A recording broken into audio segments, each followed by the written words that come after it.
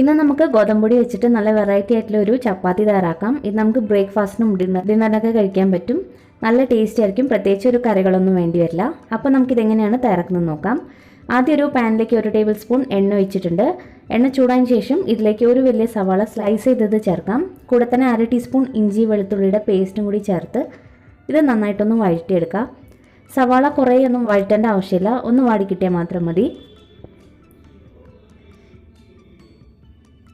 സവാള അത്യാവശ്യം ഒന്ന് വഴണ്ടതിന് ശേഷം ഇതിലേക്ക് 2 ഉരുളക്കിഴങ്ങ് തൊലിയെല്ലാം കളഞ്ഞ് ഗ്രേറ്റ് ചെയ്തെടുത്തതാണ്. നമ്മൾ ഗ്രേറ്റ് ചെയ്തതിന് ശേഷം വെള്ളത്തിലിട്ട് നന്നായിട്ട് കഴുകിയെടുക്കണം. അതിന് ശേഷം വേണം ഇതിലേക്ക് ചേർക്കാനായിട്ട്. ഉരുളക്കിഴങ്ങ് ഇതുപോലെ ചേർക്കുമ്പോൾ പെട്ടെന്ന് തന്നെ വെന്ത് കിട്ടുകയും ചെയ്യും. ഇത് ഒരുപാട് സമയമായിട്ട് വേവിക്കേണ്ട ആവശ്യമില്ല. മാക്സിമം ഒരു 2-3 മിനിറ്റ് ഇട്ടൊന്ന് വഴറ്റിയെടുത്താൽ മതി. ഒരു പകുതി വേവായാൽ തന്നെ മതിയാവും. ഇനി ഇതിലേക്കുള്ള പൊടികൾ ചേർക്കാം. 1/2 ടീസ്പൂൺ മഞ്ഞൾപ്പൊടി, അതുപോലെ തന്നെ 1/2 ടീസ്പൂൺ മുളക് പൊടി ആണെങ്കിൽ നമ്മുടെ എരിവിനനുസരിച്ച് കൂട്ടിയും ചേർക്കാവുന്നതാണ്. പിന്നെ 1/2 ടീസ്പൂൺ ഗരം മസാലപ്പൊടിയും കൂടി ചേർക്കുന്നുണ്ട്. ഇനി ഇത് വീണ്ടും നന്നായിട്ടൊന്ന് വഴറ്റിയെടുക്കുക. പൊടികളുടെ പച്ചമണമൊക്കെ നന്നായിട്ട് തന്നെ മാറി കിട്ടിയിട്ടുണ്ട്. ഇനി ഇതിലേക്ക് ഒരല്പം മല്ലിയില ചെറുതായിട്ട് കട്ട് ചെയ്ത് ചേർക്കാം.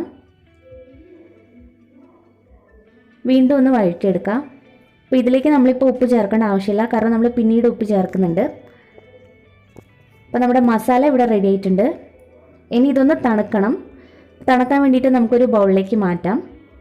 ഒരുപാട് അങ്ങ് തണുക്കൊന്നും വേണ്ട, അത്യാവശ്യം ആ ഒരു ചൂട് പോയി കിട്ടിയാൽ മതി. അപ്പോൾ ഇതൊരു ബൗളിലേക്ക് മാറ്റിയിട്ടുണ്ട്. ഇനി ഇതിലേക്ക് ഗോതമ്പൊടിയാണ് ചേർക്കേണ്ടത്. ഞാനിപ്പോൾ 1.5 കപ്പ് ഗോതമ്പൊടിയാണ് എടുക്കുന്നത്. 1 കപ്പ് വെച്ചിട്ട് നമുക്ക് ചെയ്യാം, അല്ലെങ്കിൽ 1.5 കപ്പ് എടുത്താലും മതി. ആവശ്യത്തിന് ഉപ്പും കൂടി ചേർക്കാം. ഇനി ഇത് നന്നായിട്ടൊന്ന് മിക്സ് ചെയ്ത് കൊടുക്കുക. ഒട്ടും തന്നെ വെള്ളം ചേർക്കരുത്.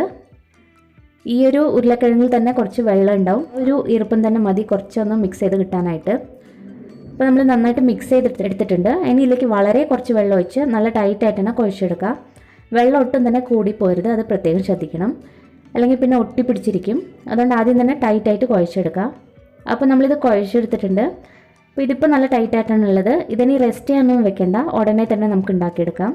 ഇത് ഉണ്ടാക്കി കഴിയുമ്പോഴും നല്ല സോഫ്റ്റായിട്ട് തന്നെ ഇരിക്കും. നമ്മൾ ഉരുളക്കിഴങ്ങ് ചേർത്തായിരുന്നു തന്നെ നല്ല സോഫ്റ്റായിരിക്കും.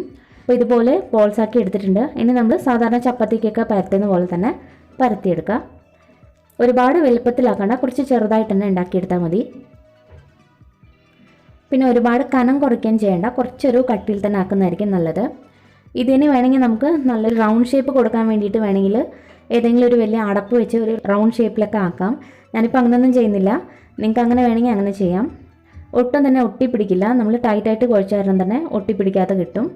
അപ്പോൾ ഇത് കണ്ടില്ല, ഒരുപാടങ്ങ് കട്ടിയിലൊന്നുമല്ല, ഈ ഒരു കട്ടിയിലാണുള്ളത്. ഒരുപാട് കനം കുറയ്ക്കാൻ വേണ്ട, ഈ ഒരു കട്ടിയിലാക്കിയാൽ മതി. അപ്പോൾ നമ്മളിതെല്ലാം പരത്തിയെടുത്തു. ഇനി നമുക്ക് ചുട്ടെടുക്കാം. ഇതിൻ്റെ ഒരു പാനിലേക്ക് കുറച്ച് ഓയിൽ ഒഴിച്ചതിന് ശേഷം നമുക്ക് ഓരോന്നിട്ട് നമുക്ക് ചുട്ടെടുക്കാം. കുറച്ച് ഓയിലും കൂടി നമുക്ക് ഇതിൻ്റെ മുകളിലായിട്ട് തേച്ച് പിടിപ്പിക്കാം. 2 സൈഡും നന്നായിട്ട് തന്നെ വെന്ത് കിട്ടണം. ഉരുളക്കിഴങ്ങൊക്കെ നേരത്തെ നമ്മളൊരു പകുതി വേവ് ആക്കിയതാണ്, കുറച്ചും കൂടി ഒന്ന് വെന്ത് കിട്ടിയാൽ മതി. ഇനി നിങ്ങൾക്ക് ഉരുളക്കിഴങ്ങില്ലെങ്കിൽ വെറും സവാള വെച്ച് തന്നെ ഈ ഒരു മസാല തയ്യാറാക്കി നമുക്ക് ഇതേ രീതിയിൽ തന്നെ ചപ്പാത്തി ഉണ്ടാക്കിയെടുക്കാം. അങ്ങനെയും ചെയ്യാം, അല്ലെങ്കിൽ ഈ രീതിയിൽ ചെയ്യാം. ഇതിൻ്റെ കൂടെ തന്നെ ക്യാരറ്റൊക്കെ നമുക്ക് ഗ്രേറ്റ് ചെയ്ത് ചേർക്കാവുന്നതാണ്. അതൊക്കെ ഓരോരുത്തർ ഇഷ്ടം പോലെ ചെയ്യാം. അപ്പോൾ ഓരോ ചപ്പാത്തിയും ഇതേ രീതിയിൽ തന്നെ നമുക്ക് ഉണ്ടാക്കിയെടുക്കാം. അപ്പോൾ ഇത്രയേ ഉള്ളൂ, നമ്മുടെ ടേസ്റ്റി ആയിട്ടുള്ള മസാല ചപ്പാത്തി ഇവിടെ റെഡി ആയിട്ടുണ്ട്. ഇതിന് പ്രത്യേകിച്ച് നമുക്ക് കറികളൊന്നും വേണ്ടി വരില്ല, അല്ലാതെ തന്നെ കഴിക്കാൻ നല്ല ടേസ്റ്റിയാണ്. അതല്ലാതെ നമുക്ക് സ്റ്റെപ്പിൻ്റെ കൂടെയൊക്കെ കഴിക്കാം. ഇതിൻ്റെ കൂടെ നല്ലൊരു കോമ്പിനേഷൻ ആയിരിക്കും. കുട്ടികൾക്ക് ഇങ്ങനെ കൊടുത്താൽ ഇഷ്ടപ്പെടും. അപ്പോൾ എന്തായാലും ട്രൈ ചെയ്ത് നോക്കാം. നല്ല സോഫ്റ്റ് ആയിരിക്കും ഇത്.